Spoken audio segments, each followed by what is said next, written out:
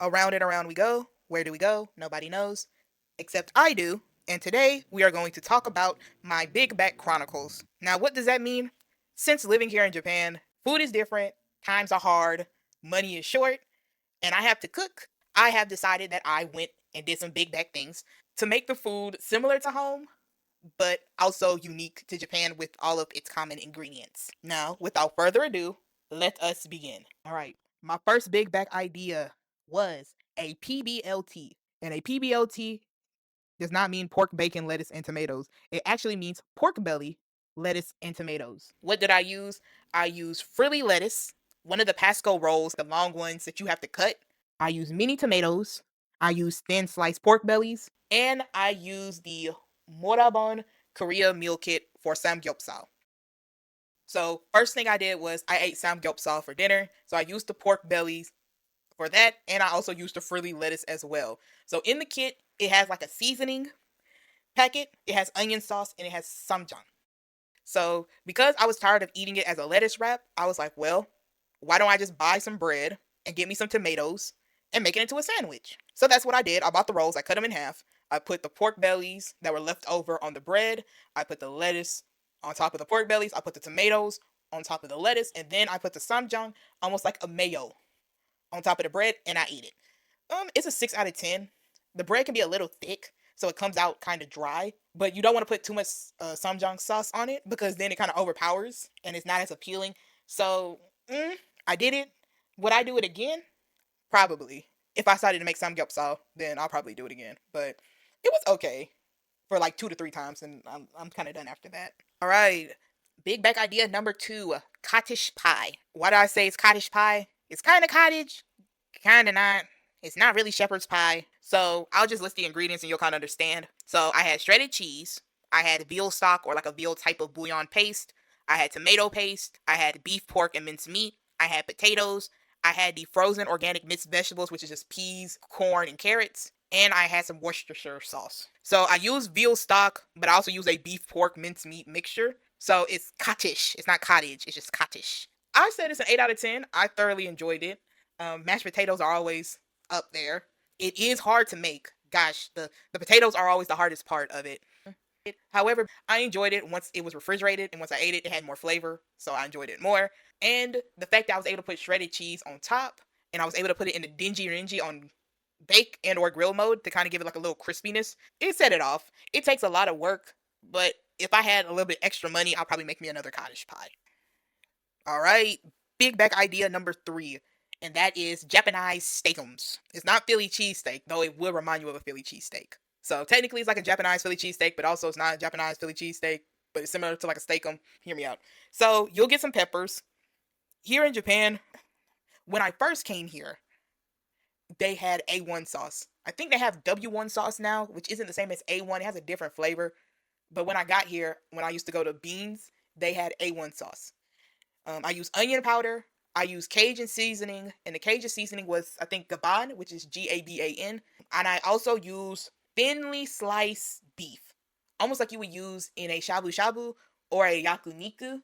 You could also try to find ones that look exactly like the frozen steakum parts, where it's almost like a very thin sheet that if you were to fry it a little bit, flip it over, you can kind of pull it apart to make the little steakum pieces, which is why I call it a Japanese steakum. And for me, I got a loaf of bread. Now, a lot of loaf of breads in Japan are thick, so what I learned is the number of slices that you get does not change the amount of bread that you get. It actually changes the thickness of the bread. So if you get a 4 slice, you're going to get the same loaf, but in 4 thick slices. So typically, I either try to get the 8, but I prefer the 10. I haven't found the 12. If I do, I'm gatekeeping it. With the Japanese steakum, I give it a 6 out of 10. I would say it was good when I was eating it. It didn't have a, it tasted like a steakum when I did it. I think the only part that I didn't like is once I put it in the refrigerator. I think my fridge might have been too cold. It starts to coagulate, and I didn't like that, and it kind of messes with the flavor. I say just you have to learn how to drain it very well. That's about it. So once you drain it, you cook your vegetables, then you can add in your sauce. Congratulations. It's not a hard meal to make. It's actually quite simple. And so instead of me having like Philly cheesesteak seasoning, I just use the Cajun seasoning because it don't taste like home Cajun seasoning. And that's the end of Big Bag idea number four. What? Because I got them backwards. This is either 4 or 3, whichever way it goes. I'm not changing it. Big back idea number 3, salsa verde chicken enchiladas. Now, this one I enjoy. I said it was a 9 out of 10. I think it's the best dish I made. It's very simple once you cook the chicken very well in a separate pan. You can put your tortillas, put some cheese on it, melt the cheese a little, add the chicken. You can put a little bit of salsa verde in, roll it up a bit, pour the rest of the salsa verde, sprinkle a little bit more cheese on top. Very nice enchilada. You could put it in the dingy, but I didn't really have much success with that. The ingredients that I used was salsa verde. So when Cody's had it, it was Mexi choice. But if you're able to find it online, I think any salsa verde would go. I use chicken. You can buy it with the fat on. You can buy like one big breast and then you can cut it up. Or at least at Maretsu, you can buy it cubed already. So you don't have to cut it up. All you have to do is season it and put it on, though it is a bit more expensive.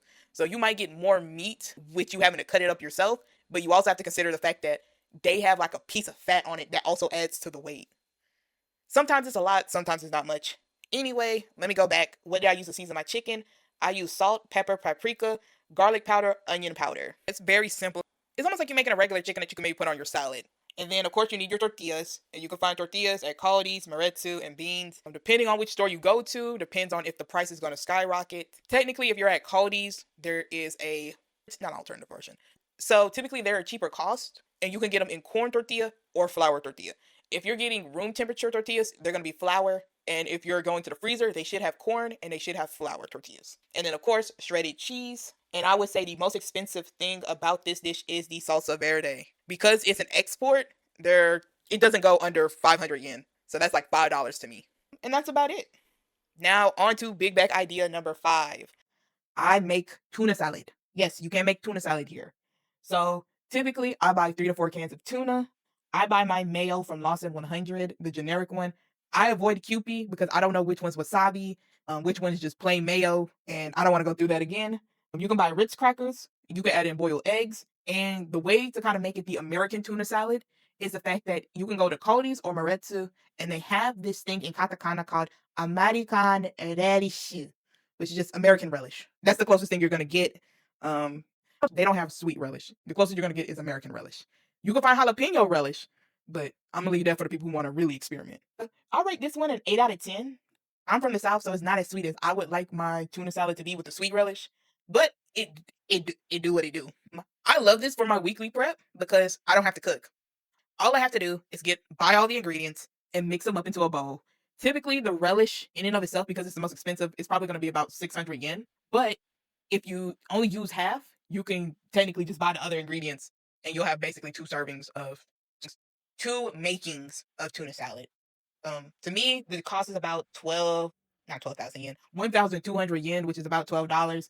Typically, the most expensive part of it will either be the American relish, which can cost you about 600 yen, depending on where you're getting it from, or it can be the 3 to 4 cans of tuna, and that costs about maybe 500 yen. Ritz crackers typically maybe cost 200 to 300 if you get it from the Lawson 100, and the mayo is it's about 100, 110 yen, but it will last you 3 to 4 meals. So I recommend it if you're just trying to be lazy and you don't want to cook. All right, big back idea number 6 is steak and potatoes. So I use a chuck roast and I use salt, pepper, and garlic powder. I made mashed potatoes. So for the mashed potatoes, you can use 6 to 8 potatoes or whatever can get you in like a big bag of potatoes. Butter, sour cream, and milk is optional. For mashed potatoes, I rate that a 10 out of 10. I love mashed potatoes. Once I add in the sour cream, I think it made it 10 times better. And the chuck roast, I rated that a 6 out of 10. Not because the meat was bad, but the way that they buy it, typically chuck roast is the cheaper of the meats, depending on when you're buying it. The issue is there's a lot of fats in between. So I think maybe the weight that you're paying for to actually cook and eat versus the other meats, I don't think it's worth it. I think you should just go and get one of the higher end ones and save yourself the trouble of trying to cut the chuck roast in half. It might be great if you can make burnt ends, but I haven't been able to make burnt ends because they don't really sell barbecue sauce like that or brown sugar rubs.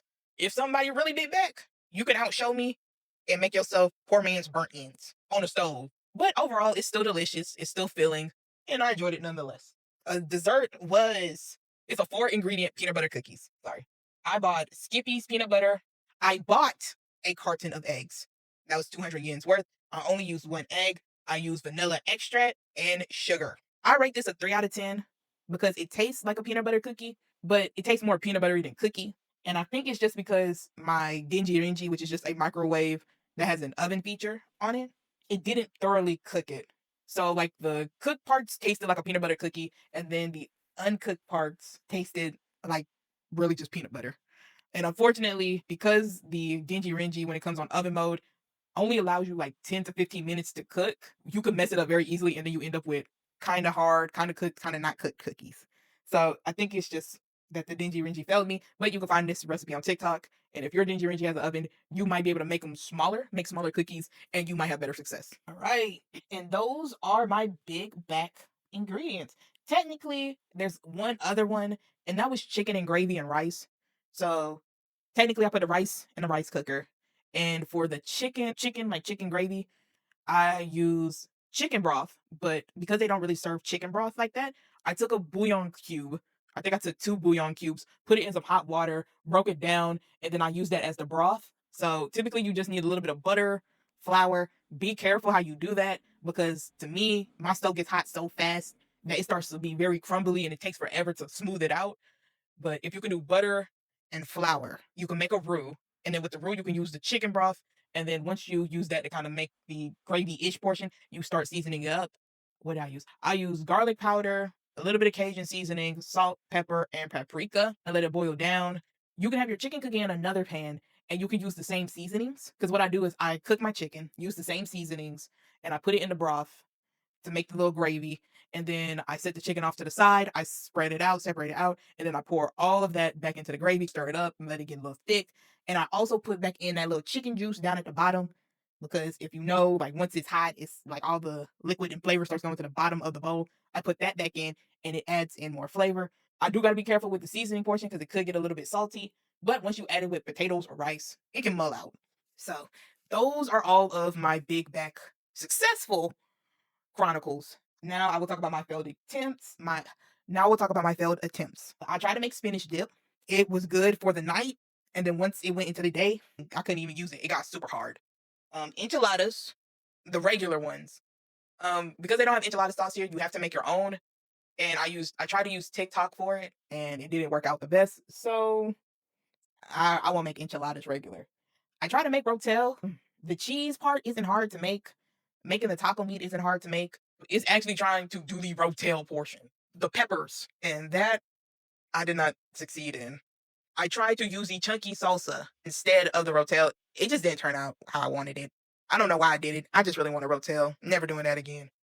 Next is Beijing beef. Now I messed up here because I used the yakiniku beef and I didn't properly separate out all the beef strips. So what happens is some of the beef was clumped up. And though it tasted like the Beijing beef, I don't know. I felt like it wasn't thoroughly cooked. So I'm not doing that again. I actually tried baked spaghetti. And making baked spaghetti isn't hard. It's like making regular spaghetti. Yes, they do have sauces here, and those sauces are very expensive. They're more expensive than the meat sauce. And the downside is it comes out dry.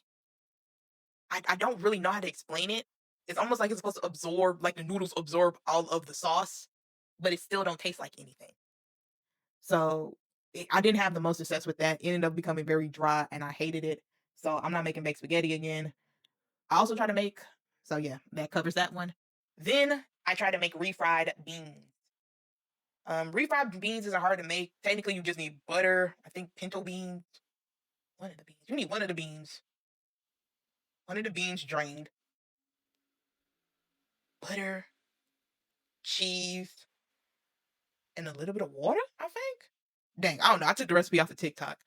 Did it work? It did. It actually worked.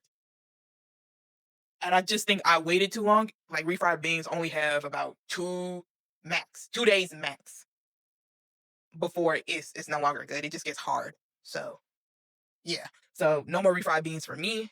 And then the last thing that I failed at that I liked was chili. Now, if you go to Caldi's, you can buy the chili powder packets and it will give you the recipe on how to make it. But yeah, I mean, yeah, I did a little razzle dazzle by trying to add in taco seasoning. So in Caldi's, you can basically buy the red beans there. You can buy the chili powder packet there. You cannot buy the meat there, but you can buy the tomatoes there. And they give you an equivalent of how much sauce you can put in. My first try at it, it was okay. I give it like a 4 out of 10, but I put too much tomato sauce. So, which kind of became okay because I did add in taco seasoning for the ground beef, not the ground beef, the ground pork beef mixture. And then my second attempt, I tried to do it in a different way, and I just didn't like it. So if I really have a hankering for it, I'll do it again. But for all the work that goes into it, trying to make that chili, eh, no, no. And then also don't really reheat. So yeah, and that's it. Around and around we go. Where did we go? We went and we talked about my Big Back Chronicles. So I'll see you around.